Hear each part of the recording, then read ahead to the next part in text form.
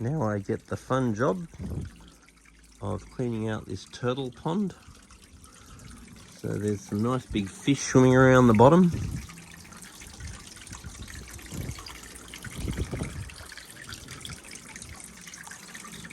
So number one, start testing the water. So far I've tested the ammonia and it's 0. I've tested the nitrite and I tested it twice because anytime you get a reading you're not sure of, it's good to test it again. So let's call that about 0.4. And then the nitrate, there's hardly any. So as far as nutrients in this pond is concerned, there is some nitrite in the water. Now, because the fish are pretty big, and there's quite a few of them, for a relatively small pond, the fact that it's got nitrite is really not too surprising.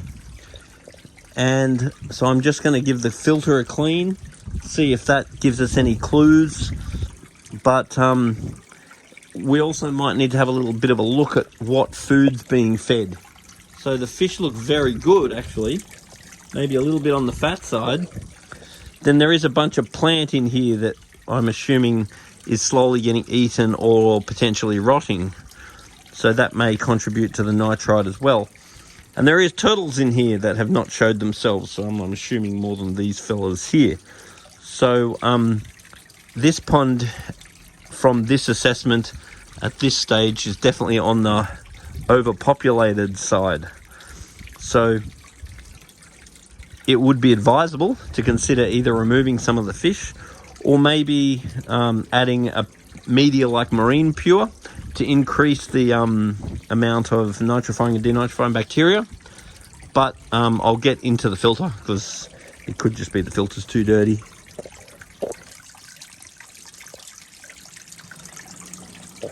And algae doesn't seem to be a problem, which might be because it's a fairly shaded area, which is all good, but the turtles do need some UV, so that we want to make sure they get sunlight. So the GH of this water was actually 0, which doesn't impress me. So adding some GH salts is something I'm highly going to recommend. And the pH was very alkaline, and the KH was about 10. So adding some GH salts is going to aid immune systems. They do look fine right now, but increased immune system definitely helps when you have other issues compounding. So it's a freezing cold day today, end of winter in Sydney. So what I'm going to start doing is start removing some stuff out of this pond. It's bloody freezing. Jesus. Picked a bad day for this. Whoa, I found a massive turtle. Jesus, look at the size of that dude. He's definitely wanting to sleep. He's a big unit. Far out. No wonder there's nitrite in here. Whew. He's a monster. Definitely don't want to get bitten by him. So now I'm going to remove these rocks out. Give the whole pond a bit of a clean. Get to the filter. Give the filter a clean. Okay, so I've been pulling these pebbles out and we've got a very bad hydrogen sulfide smell. So that's not a good sign. So basically there's a lot of fish in here and they're in a bit of risk right now, because when you start disturbing all the rocks at the bottom, releasing the hydrogen sulfide can actually be poisonous to the fish. So I'm going to get some polyfilter in here as soon as possible to remove that risk. And away we go. What the hell is that? It's like a piece of fish. Look at that, another piece of fish. Wow. All right, so no wonder there was nitrite in the water. Considering, yeah, wow, can't believe these fish are still okay. Anyway, very hardy fish, look at that. So unfortunately this just needs to be cleaned a lot more often. got to hold our breath for these fish. So behind that waterfall there, I found a very big, very dirty filter. Now I'm going to go and clean all of the sponges in this filter in water from the pond. As you can see how dirty that is. So it's a nice big filter, but very dirty, so it needs to be cleaned more often, because I'm very skeptical how this pond is keeping so many fish alive. Way, way, way overpopulated. So inside this Pond 1 Claritech filter, there is a UV sterilizer, and obviously it's stuffed. So I can't even see the quartz sleeve, because there should be a quartz sleeve inside there that's obviously smashed. I can see it smashed actually. So this would be electrocuting the hell out of, so you don't want to turn that on, that's all gonzo. So this head is really going to need replacing. But if it was up to me, I'd just put a bloody Awasa on here. The reason why I'd put an Awasa on here is these things are a pain in the ass to clean. Whereas if we put an Awasa on there, it's got a backwash with a pump function, which is so easy to clean. Now it's obvious this hasn't been cleaned in a long time, and that's because it's too hard to clean. So these are pretty cheap, good value, but pain in the ass to clean. I'd rather spend a bit more, get an Awasa, something that's easy to clean. But I definitely am worried about these fish, because there's so many of them. And there's nitrite in the water already, which I'll detox. So I've removed a whole heap of water to clean the sponges. And the pond is putrid. And refilling the pond, I'm going to use a high dose of water ager, because I'm going to need to detoxify the nitrite that's in there. It's a very good looking fellow there. And then I'm also going to add some GH salts, because I think these fish are going to need all the help they can get surviving this. Because what happens with fish is everything seems to be okay, and the fish seem to be okay. There's even a bloody rosy barb in here. It's 2 massive turtles.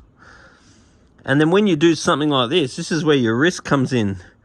And that's why, being a fish guy, you often look like a bit of a dick, because the fish will appear to be okay. They sort of just get used to this environment. And then when you do something big, like give it a clean, you're helping the environment, but sometimes it's like a step backwards, because you disturb the hell out of everything. You can release hydrogen sulfides, you can unstable the environment, and then you can lose fish. So regular water changes are really going to be the key. And putting in a 5 times dose of water ager daily, and really keeping an eye on these results. The test results will be very important right now. Keep the feeding right down. The fish are over fat anyway.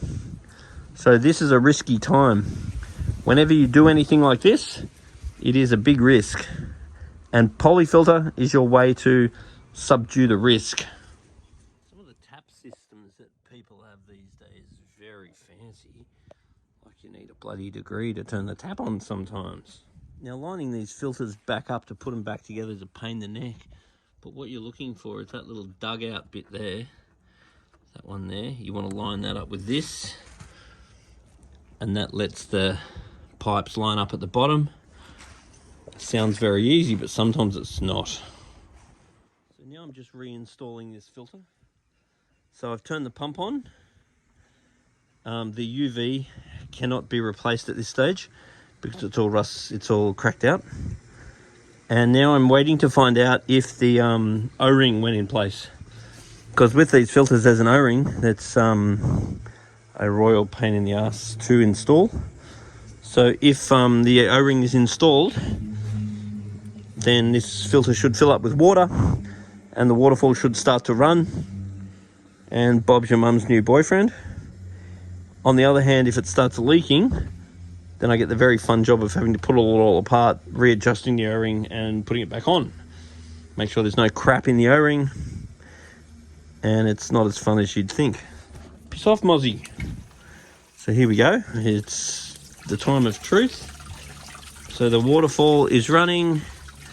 We've got a bit of a leaky leak, which looks like fittings. Tighten that up a bit. Tighten that up a bit. And the O-ring seems to be okay. Alright, so I think that was the best case scenario. Now I just put it all back together. And consider replacing that for an Awasa, which is easier to clean. Because with the Awasa, I've got an effective backwash that I can just put out to the garden. It's got a handle, I can just give a pumpy pump. And 2 seconds flat, the filter's clean. That means you're actually going to do it. Apparently these fish have been breeding and breeding and breeding, and they were put in there as feeder fish. Now they're big goldfish, and they're growing themselves out of population. There's the power down there.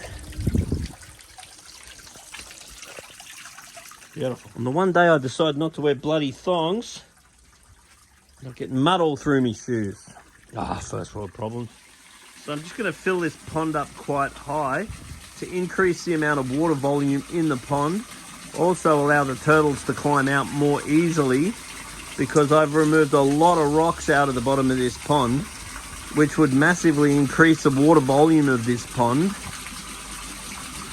With the amount of fish that have bred in here over time, it's way overpopulated. So the higher the water volume, the better.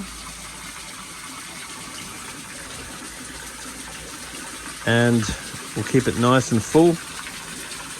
And keep plenty of water age in there daily for now to detox the nitrite until we can get that under control, which I'm skeptical about, considering I found what looked like bait fish dead to feed the turtles, and there's so many fish in here. I would definitely want to be feeding the fish Spectrum's probiotics too, because that's a great way of keeping it a bit cleaner, and reducing the number of fish is going to be highly advisable.